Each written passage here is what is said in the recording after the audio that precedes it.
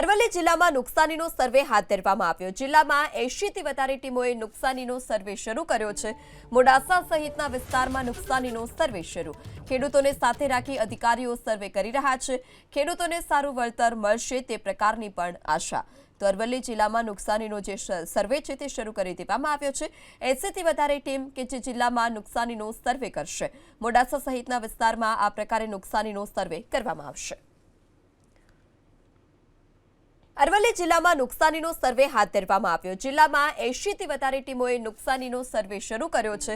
મોડાસા સહિતના વિસ્તારમાં નુકસાનીનો સર્વે શરૂ। ખેડૂતોને સાથે રાખી અધિકારીઓ સર્વે કરી રહ્યા છે। ખેડૂતોને સારું વળતર મળશે તે પ્રકારની પણ આશા। તો અરવલ્લી જિલ્લામાં નુકસાનીનો જે સર્વે છે તે શરૂ કરી દેવામાં આવ્યો છે। 80 થી વધારે ટીમ કે જે જિલ્લામાં નુકસાનીનો સર્વે કરશે। મોડાસા સહિતના વિસ્તારમાં આ પ્રકારે નુકસાનીનો સર્વે કરવામાં આવશે।